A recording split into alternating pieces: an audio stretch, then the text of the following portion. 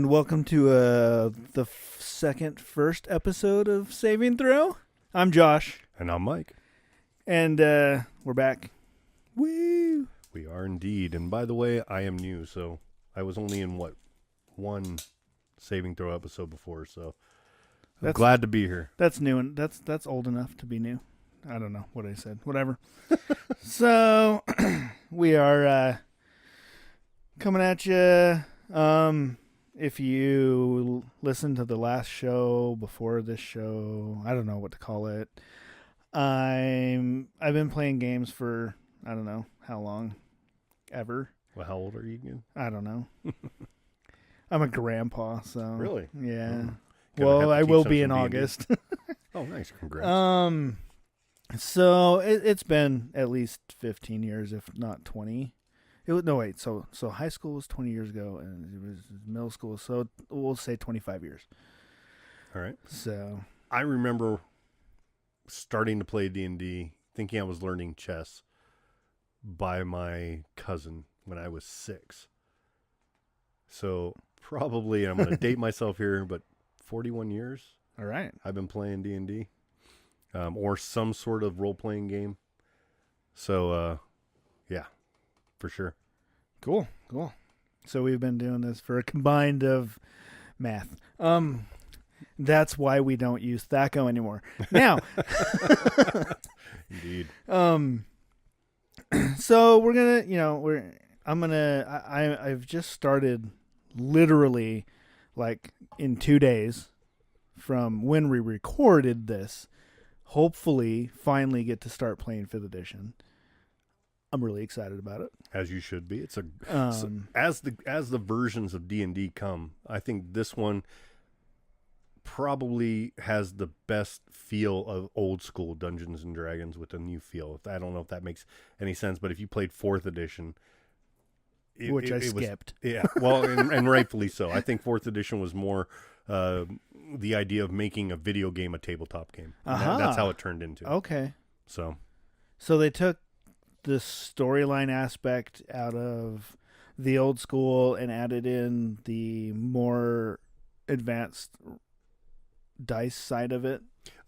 Yeah, that, and also the simple fact is, I mean, that's the aspect that if you got hurt, you could pop a healing potion, or you could go ahead and do a power surge, is what they called it, to go ahead and allow you to heal up max so you can go ahead and face more creatures. So there wasn't a lot of downtime. But on the same note, it really made your character seem, I don't know, kind of generic, and you were wound up making like the paladin of the day, or the the demon hunter. If I'm referencing Diablo, but the point is that was the idea. I mean, they made D&D a video game, and it didn't go over well. I mean, there were some people that liked it, but in general, I think there was a really a celebration when 5th edition came out. All right, I would agree with that.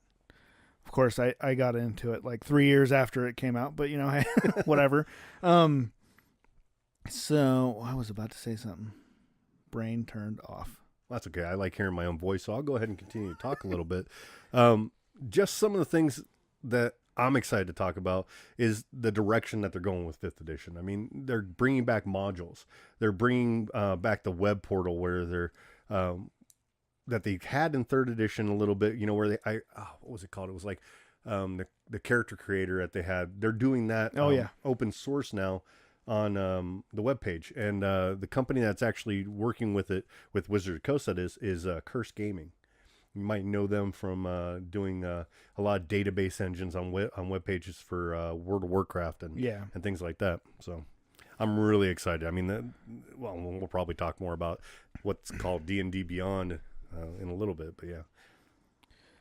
Yeah, definitely. And I like, what I really like about 5th edition is the streamlined of how I think the character creation is so much easier compared to the way it used to be. Agreed. Matt is next to, and if you've listened to any of our other shows, he's nodding next to us because I helped him make a character the other day,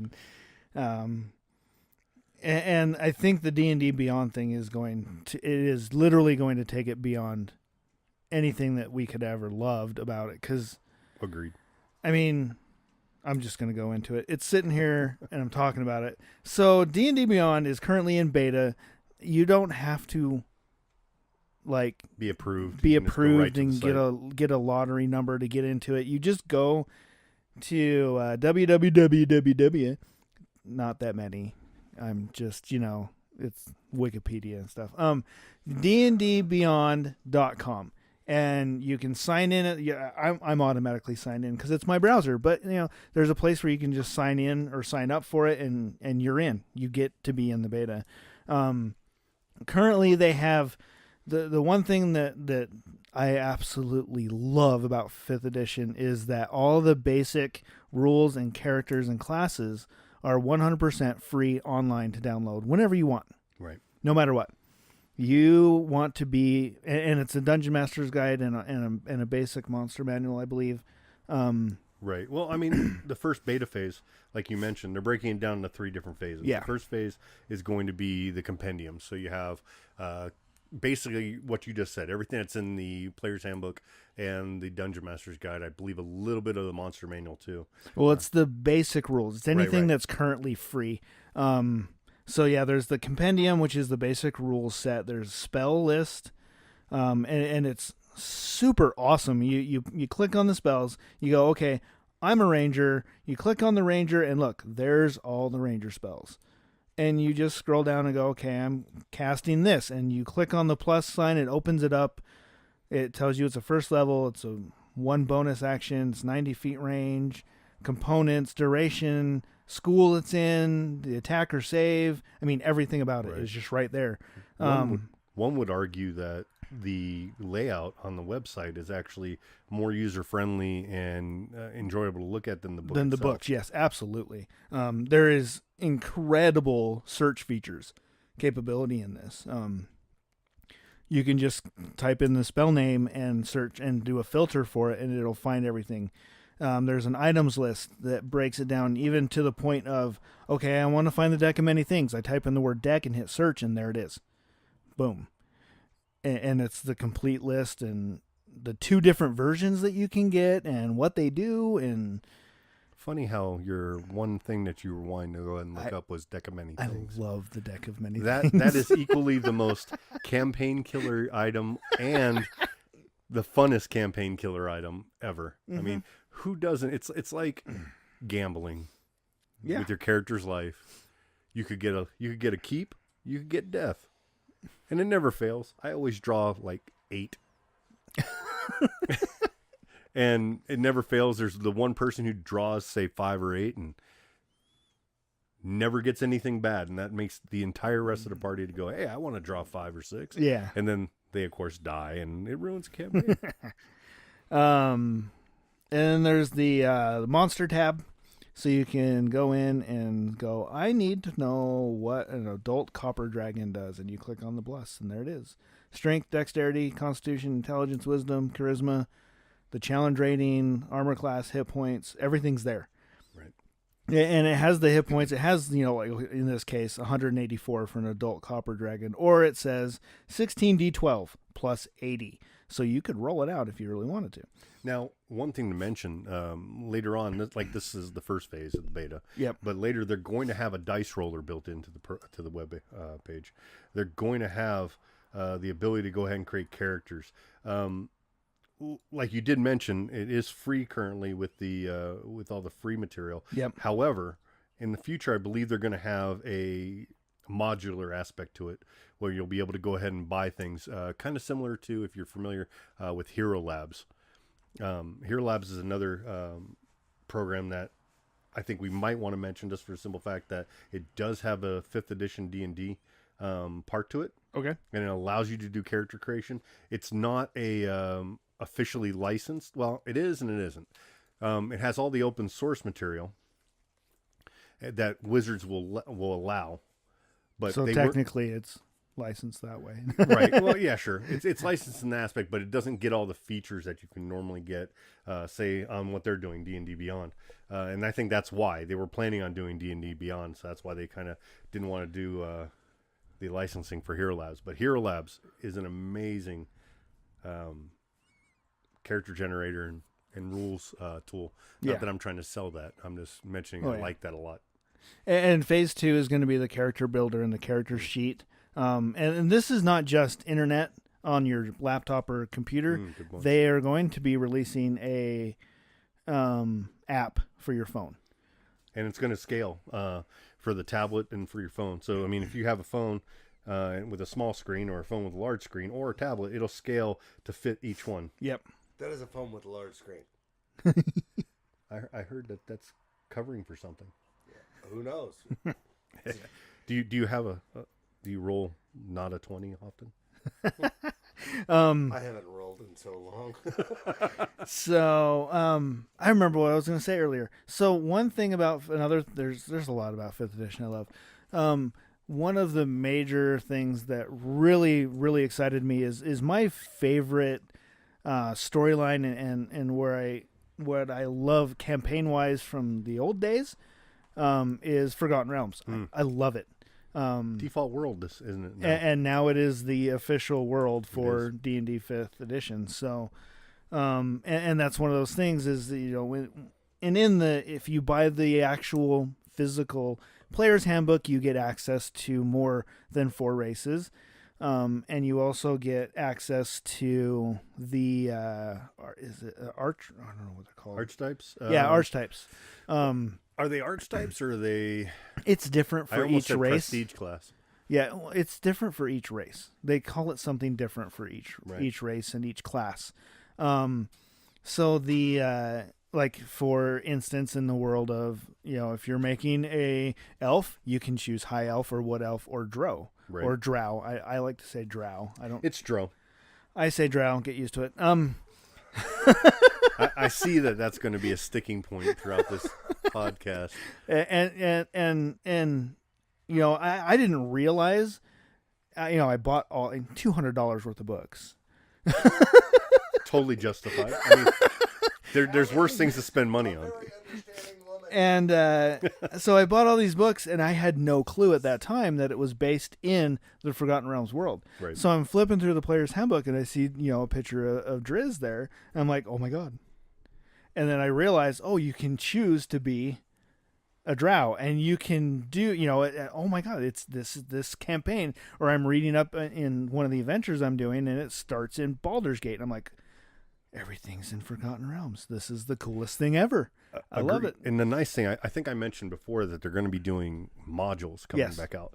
Well, some of the modules are going to be hardback, and the ones that they're doing hardback, good example, Curse of Strahd. Mm-hmm. So nice thing about Curse of Strahd, that's like by far everybody's vote for the best module ever created in D&D history, Curse of Strahd. Now, initially that's just a Ravenloft setting. However, they've made it so it fits into the Forgotten Realms. Okay. So the nice part is that you can use it as a standalone, or you can go ahead and go as part of your Forgotten Realms campaign if you want. But the nice part about 5th edition is that everything is adjustable still. Yeah. Where you can have your own homebrewed campaign world. It's not that big of a deal to go ahead and do it. It's not going to make it so, hey, I'm doing Forgotten Realms, I can't go ahead and add my own flair to it. Yeah. Absolutely. The same rule that they had when they first came out with Dungeons and Dragons is all rules are subject to what the DM wants or the players want. And that's the point that they hearken back to that.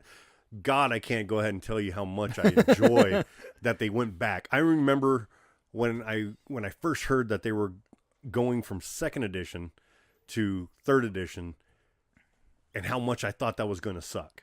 Uh-huh. I was the same way.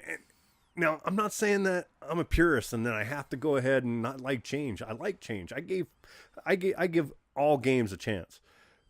But they took away all the good stuff and just made it into, I don't know, something that wasn't what I grew up with to a certain degree. So I guess I am kind of a purist. I am kind of going that route, but and I was kind of offended to a certain degree about it. But with 5th edition, they're going back to the stuff I like, to the feel of the game, and that's awesome. I'm going to get off my soapbox now, or my D20 box. That kind of brings into the beta phase 3, which is the homebrewed integration and campaign management. See, that's good. I go ahead and go off the rails, and you bring it right on back to exactly what we were supposed to be talking about. So I'm not sure exactly how that's going to work. I don't know what's going to go on.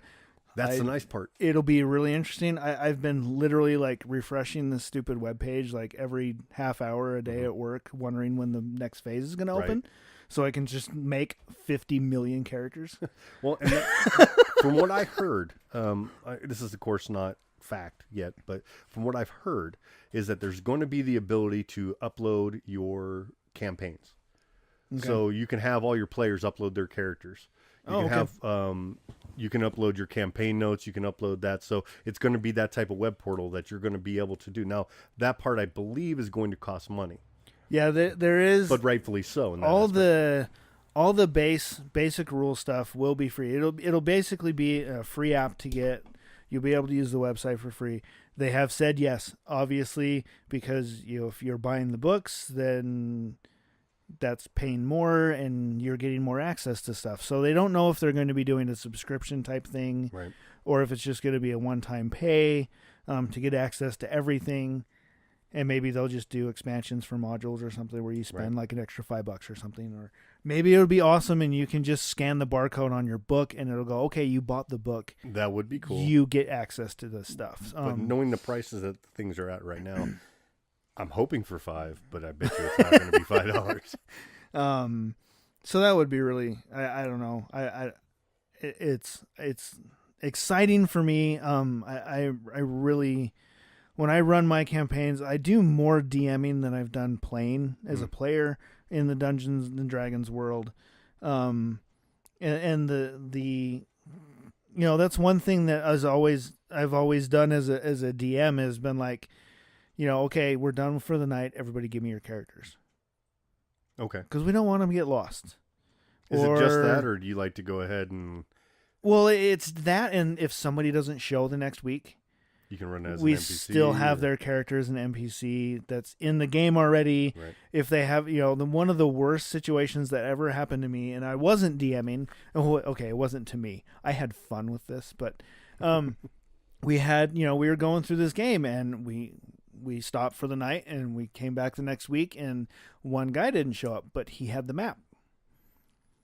And so nobody else had map. And the DM for that group was like psycho strict.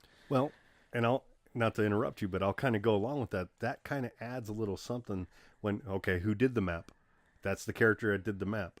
If that character, forgot about it or lost it or whatever, that's going to affect the rest of the party. I'm not anal when it comes to things like that, but that can add some fun. It can add some fun, and then you could have your bastard-ass character like mine that decided to backstab the guy and take the map. That'll work, too. And then the week after, he comes back, and everybody's like, well, you got to re-roll, you're dead. and was that when you started DMing after that? And that's when I started DMing after that. Like, why limit myself to just one? I can kill them all. I can kill them all. Yeah. So I want to address that. The simple fact that you mentioned that you play as a DM more than you play as a player. Yeah. I'm the exact opposite. I play more as a player than I do as DM. I've tried to do DMing, and I would love to be able to claim that I did really well. I think it's a process. I think there's two types of DMs out there. There's the DMs that are born to it, that have the ability to go ahead and just weave a story and go ahead and get the players involved and just wing it and just be amazing. And then there's the ones that have to seriously work at it to go ahead and like bring everything in and invest all this time. I am not the former. I am very much the later. And if I have an off week, I suffer as a DM, and it's no fun. Which are you? I do put a lot of thought into what's going to happen and preparation. But that's what it is. I actually do more off the top of my head. Okay. I know, okay, this is what I want the campaign to do. This is what they're after. This is where I want this to go. But in the scenario of, in the middle of it, somebody, and I do a lot of, I like to have fun, and I love to let my players have a lot of fun with magical items. And bringing in the deck of many things again. Right. I had a situation where I given them the deck and they were all scared to death of it. Nobody, except one. One person kept drawing cards left and right, one at a time, out of nowhere. They're like, "Okay, I'm gonna draw a card." Damn it. Nice. And she was getting all the good stuff. And yes, she was getting all the good stuff. My group has 4 girls and 2 guys. That in itself is an oddity. I'm just. It we know it is. It's a good thing. I think it's awesome that the gaming community is expanding. Yes.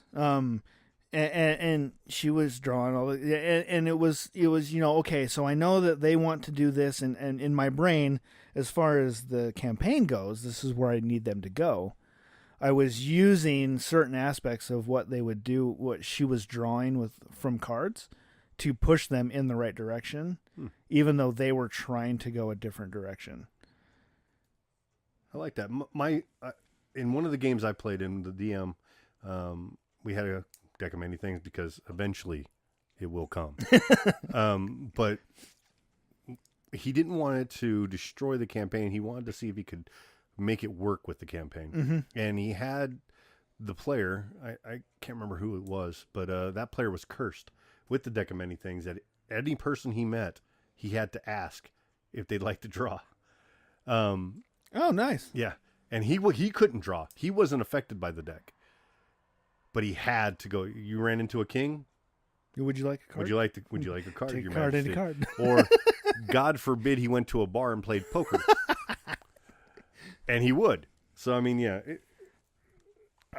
I love that thing. I love that item. So, yeah, and if anybody in the lovely gaming world, everybody knows that Vin Diesel is a Indeed avid gamer of the tabletop role-playing games. And so, my group was watching, he does YouTube videos of him playing. It's D&D Diesel is what it's called. Now, is that the one where he's doing with voice actors? Like professional voice actors, or is this his No, home group? they're sitting around a table. Sure, but throwing I mean, dice. Is it the voice actors or is it home? Is it? Yeah, I can't even speak. His I don't- home group. I think it's his home group. Okay. I really do. I don't know. We found it and watched it and thought it was fun. But you were bringing up the aspect of my DM style and stuff, and everybody in the group was watching this video before we were starting to play, and going, "Wow, I don't know what it is, but the guy who's DMing this game, I can't follow it. I don't know." And everybody was complimenting me on the way that I'm running the game and liking the way I do it better than the way he was doing it. So, And that's a good thing. So you're making me want to play with you just by hearing these things. But I think that's a good thing that I almost guarantee that we're going to get into on this show. The DM aspect of things, starting a new campaign in 5th edition, the players aspects of things on that too. I think we're all going to definitely address that. yeah. Yeah. Yep. So, and speaking of that, because I have it here. Once again, you twig and buried into this. So, That's what you brought me on for. I found this little article, and it's the 5 ways your dungeon master can ruin any D&D session. And I want your take on the aspects of each of these things since you're the player. I'm there. Let's do it.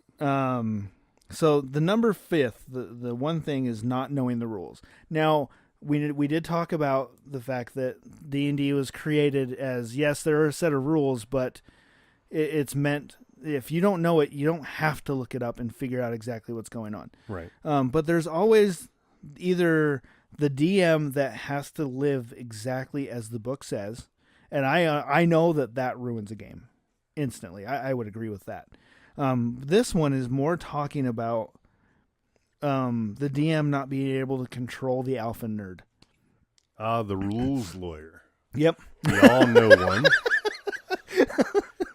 As a matter of fact, I read a book once. You may or may not have heard of them. They're called the Slayer's Guides and they're usually about different monsters, dragons or giants or whatever. but they did a special one, the Slayer's Guide, the Rules Lawyers. And it actually breaks it down on what is a rules lawyer, what type of rules lawyers there are out there. And yeah, if you can't control a rules lawyer, you might as well let them DM, in which case you're just playing along. It's no fun for anybody. All right. And then let's see here. We got You have to find number 4 is not owning the table. Which kind of segues into what you were mentioning with the rules lawyer, the alpha. Yeah, keeping the game moving, stuff like that. I agree with you. Well, I agree with this article in general. It's hard as a player to find a DM that can go ahead and be the alpha male or alpha female. Sorry, just the alpha person to go ahead and control things. Are you raising your hand to say something? I am. Oh, okay.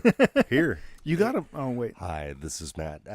Just gonna say it's called Dungeon Master, not Dungeon Facilitator. It's Dungeon Master.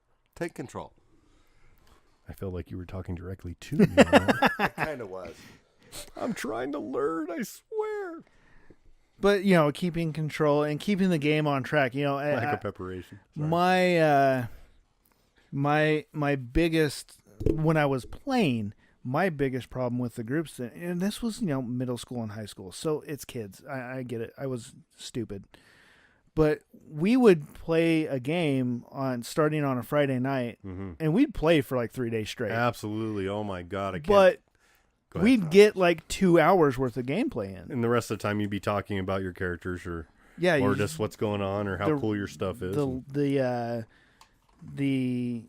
man, my brain just turned off again. The keeping it on track, off topic. The off topic stuff was problematic. Was the biggest problem with our gaming. And it shows that you're going to be able to do that, and I'll be the off topic person. And like with my current group, I don't know, maybe it's something that comes with getting a seasoned gamer. Right. That we don't get off topic anywhere near as much. It still happens. So, because we're like, oh my God, let's watch this YouTube video. Right. Well, I mean, what as a player, what I like to do is when we first get to the game, we get all that out of the way. We sit there and talk about what's been going on that week, what geek things that we've come up with. Watch the Star Wars trailer. Have you seen the Star Wars trailer? That stuff. But for real, have you seen the Star Wars trailer? So many times. Speaking of trailers, I just want to mention, this is where I go off topic again. I can't remember. There's an actor. Never mind. But they're going to redo the D&D movie. Really? They can't do worse. That's true. I loved that's going to be an entire episode we'll talk about. I will have to find out. It's an really actor. It's a pretty popular actor. That's doing it. It might be Eric Bana or something. You're looking it up right now. Please do, because it's going to drive me nuts. But yeah, they're going to redo Dungeons and Dragons, the movie. The bane of my existence when it first came out, and the only cool part of that movie was the Beholder. That was the only cool part. Okay. Matt, I agree. Agreed. It doesn't have it on IMDb yet. Well, it's out there somewhere. Oh, it's something to look forward to in episode 2. Yeah, you'll have to do your research. I actually really like the movie, but we'll get into that. What is wrong with you? I like Do we have that much MST3K, time? and maybe I had too much fun with it. I don't know. Okay, it's a bad movie you can make fun of. It is. Let's go back to that article, by the way. Okay, yeah, okay. Where were we? We're at lack of preparation. How much do you love it when your DM isn't ready? It's painful. It's painful.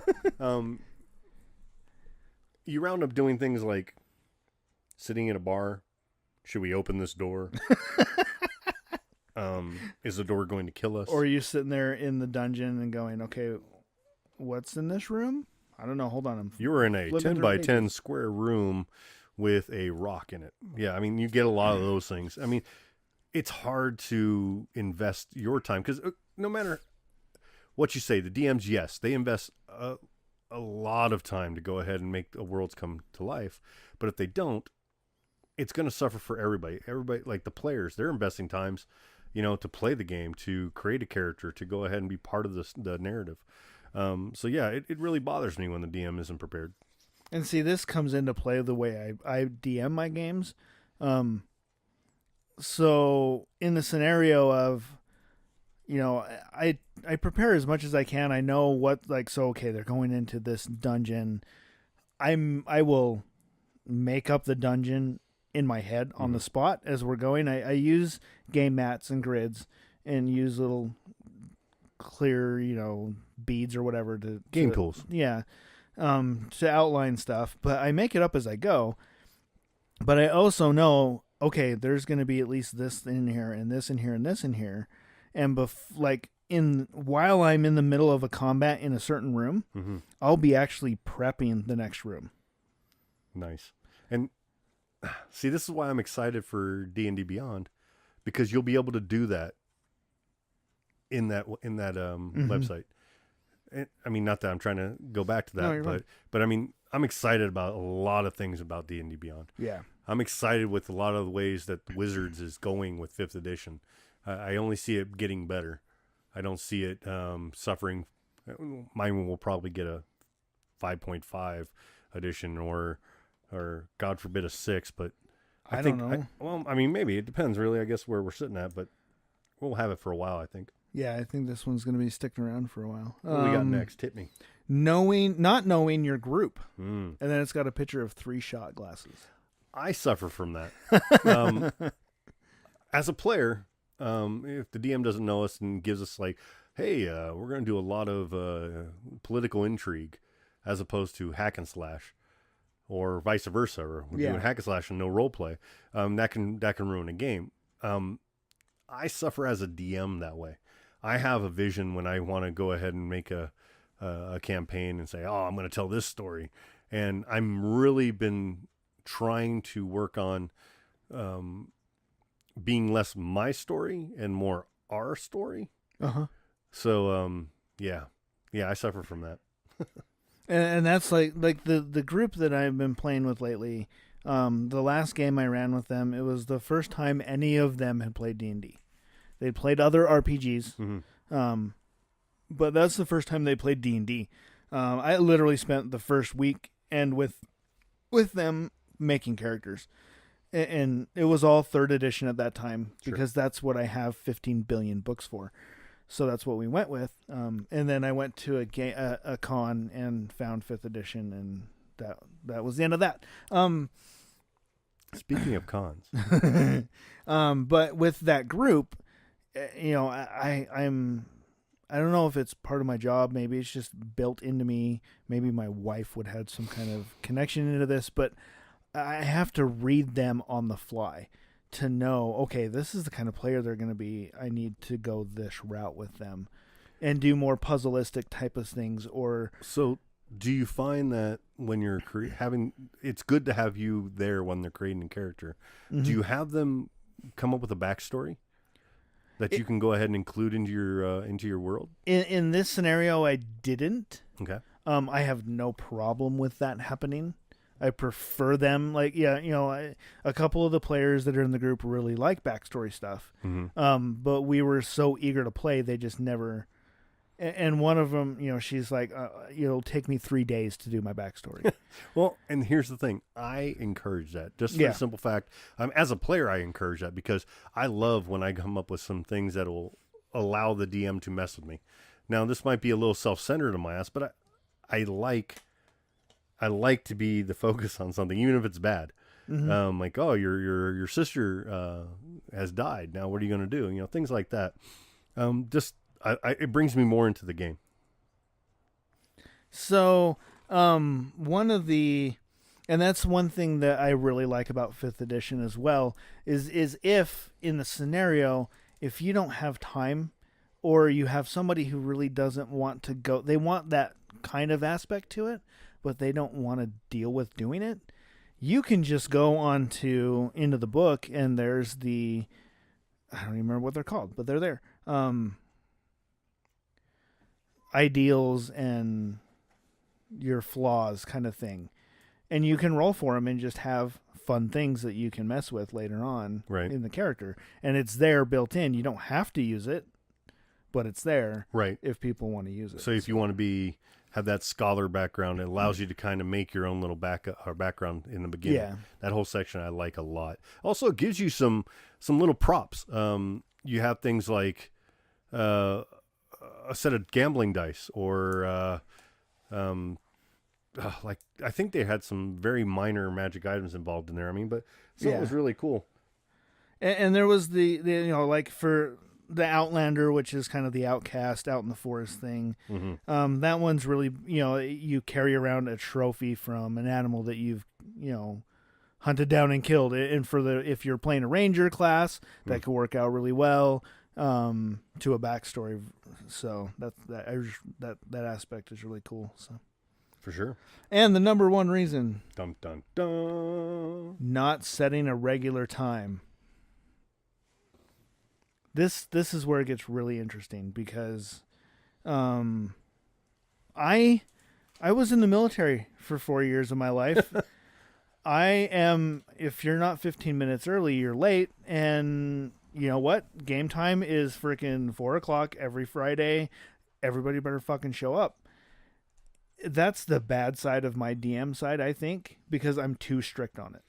Well, think about it though, and you have a right to be. As a DM, you're spending your time to go ahead and create this world, and so the least you can expect for yourself and your players is for everybody to show up on time to go ahead and play things. Yeah. I mean, it's no fun when you're sitting there waiting. In my current group, we play every other Sunday, but my current group, we constantly have at least one or two people who will either be late or won't be able to show up on the off, the very last moment, and then that can really mess with the story in general. So I mean, yeah. Yeah. By the way, thank you, Matt. My pleasure. So, I'm just doing some backgrounds. What?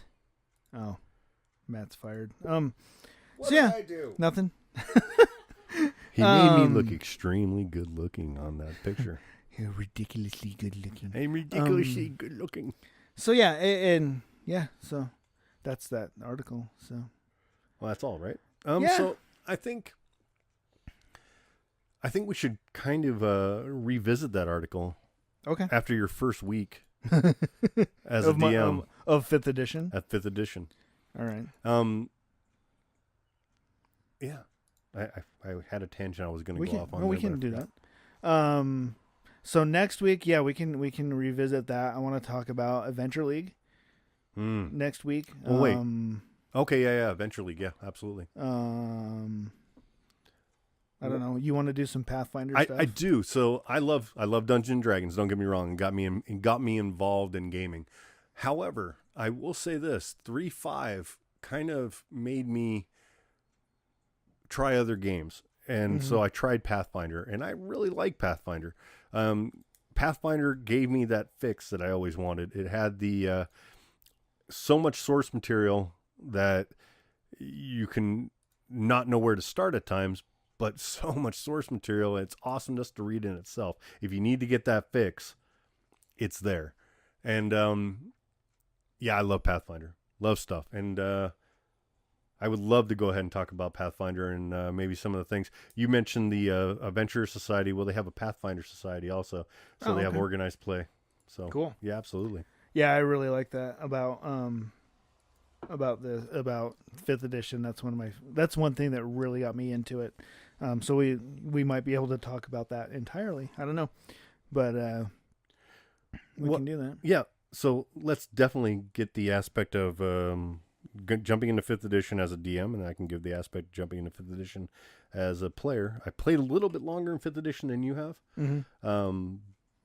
but I still think there's ways to learn new things every single time you play. So yeah. Alrighty. Well, we shall wrap it up and talk. And this will be about average length. Unless we have something that's crazy. Unless we're talking about the D&D movie and we get into an argument for an hour and a half. But, this should be around the average length that we go. So you can expect around 45 minutes-ish. So if you do need to reach me, would like to let us know what's going on, I'm Josh at Bag of Mad Bastards. Josh at bagofmadbastards.com. And I am Mike at, not Josh at badbastards.com. I am Mike at bagofmadbastards.com. And we do have the Saving Throw on Facebook. We're going to have these through our feed burner feed, and it'll be on iTunes probably.